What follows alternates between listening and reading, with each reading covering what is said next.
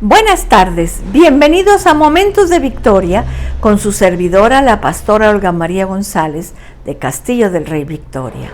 Como siempre, es un gozo y un privilegio estar juntos para aprender la palabra.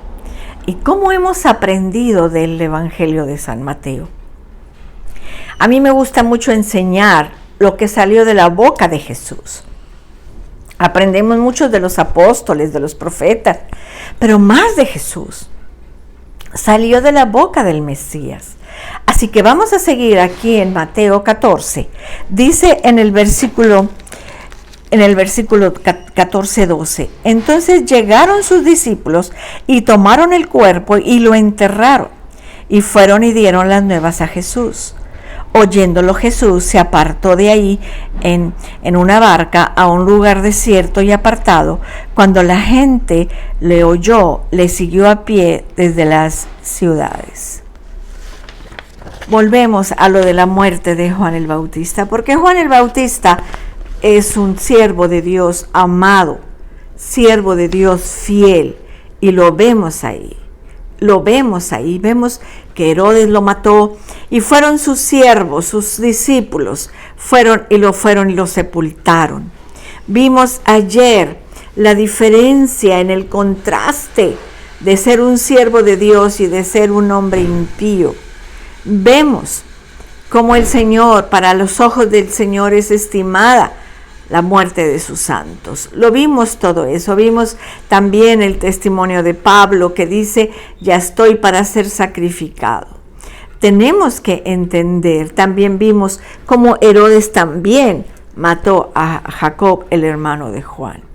Pero vemos aquí el osado final en contraste con la bestial crueldad de Herodes. Muchos habían recomendado a Juan que se callara, que guardara silencio, que no provocara a Herodes, de ir por camino seguro y no provocando.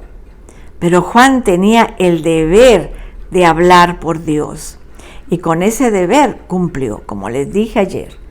Su propósito, su tiempo, su trabajo fue cumplido. ¿Qué ejemplo referido a hablar por una causa y dar testimonio de Dios? Y luego vimos también que Herodes se entristeció. Pero pues no basta de ser tristeza. Saben que cuando hacemos un pecado y la gente se da cuenta, entra remordimiento, pero no arrepentimiento.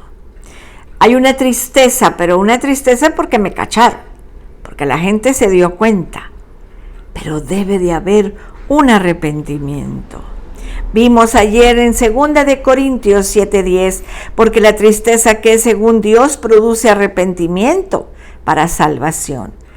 Que no hay que arrepentirse, pero la tristeza del mundo produce muerte. Tenemos que entender eso. Tenemos que entender. Juan el Bautista ya estaba en la gloria y en el gozo del Señor. En cambio, a la condena de Herodes, sus discípulos le dieron sepultura, y el cuadro de Herodes y Juan muestra con tanta claridad lo que dice Gálatas 6:7, todo el hombre sembrare, eso también segará. Por eso tenemos que tener cuidado de qué estamos sembrando y en dónde estamos sembrando. El pecado cosecha muerte y la justicia ciega vida. Eso es lo que tenemos que aprender y enseñar, sobre todo a nuestros hijos. Así que los discípulos fueron y le contaron al Señor Jesús. Y Jesús se apartó para meditar, para que el Señor consolara su corazón, para contemplar la presencia del Padre. Jesús se siente tocado por la muerte de toda persona. La Biblia nos dice que cuando Lázaro murió, Jesús lloró. El Señor le duele, pero es estimada a los ojos de Jehová la muerte de sus santos. Así que Jesús se separó, estuvo un tiempo alejado, se fue a meditar. Entonces tenemos que entender que la muerte de alguien es tiempo de apartarnos para estar a solas con Dios. Eso es lo que tenemos que hacer cuando muere un ser querido. Quedarnos en casa, buscar al Señor, orar a solas, que el Señor traiga contentamiento, que el Señor traiga consolación a nuestro corazón. Y así que ahí dice, fíjense cómo dice, y oyéndolo Jesús se apartó de ahí en una barca a un lugar desierto y apartado. Y cuando la gente lo oyó, le siguió a pie desde las ciudades. Imagínate, tenemos que entender que el Señor apareció con compasión y ministerio renovado. Dice ahí, y saliendo Jesús vio una gran multitud y tuvo compasión de ellos y sanó a los que de ellos estaban enfermos. Tuvo un tiempo de contemplación, de oración, pero se levantó a seguir el ministerio. Nada nos debe de parar el ministerio, hermanos. Nada. Él tuvo un ministerio renovado. Se sintió impulsado a ministrar. Él no dijo, no. Si ya Juan el Bautista se murió, ya que me queda a mí, ¿qué voy a hacer? No, él siguió ministrando. Él siguió trabajando. Siguió en el propósito en el cual Dios lo mandó a la tierra, para ir a la cruz a salvarnos a ti y a mí. Él no se detuvo, él siguió adelante. Los discípulos de Jesús, algunos de Juan, vinieron a seguir a Jesús. Entonces, ya no nos habla más la Biblia de qué pasó después de los finales de Juan, pero podemos estar seguros que Dios estuvo con él en una manera muy, muy especial. Desde que nació, desde que creció en el desierto, desde que comenzó a predicar y bautizar gente, desde que fue arrestado, apresado y muerto. Dice el Salmo 23:4, aunque ande en el valle de sombra de muerte, no temeré mal alguno. Tu vara y tu cayado me infundirán aliento. Tenemos que recordar que el Señor es nuestro pastor, que Jehová es nuestro pastor y que nada nos faltará. Que aunque andemos en valle de sombra de muerte, Él está con nosotros, mis amados. Ayer el pastor nos compartía, el miércoles nos compartía el pastor en el culto, como José fue llevado a la cárcel, pero decía, pero Jehová estaba con José y lo prosperaba en todo lo que hacía. En cualquier situación, el Señor está con nosotros. Él dijo, nunca te dejaré, nunca te desampararé. Aún cuando estemos en peligro de muerte, el Señor está con nosotros. Aún en eso, tenemos que entender que tenemos un Dios de misericordia. Leímos también en 2 de Timoteo 4:6-8, porque yo ya estoy para ser sacrificado y el tiempo de mi partida está cercano. He peleado la buena batalla, he acabado la carrera, he guardado la fe, por lo demás me está guardando la corona de justicia, la cual me dará el Señor, juez justo en aquel día, y no solo a mí, sino también a todos los que aman su venida. Tú y yo tenemos que confiar en que tenemos un Dios hermoso, compasivo, que nos ama con amor eterno, y que tenemos que decir, como lo dijo Pablo, he peleado la buena batalla, he peleado, he acabado la carrera. He acabado la carrera. Pero tenemos que estar preparados, mis amados, para cuando el Señor nos llame a su presencia. Tenemos que estar preparados. No necesitamos ni una enfermedad. De repente, la persona se acuesta a dormir y no despierta.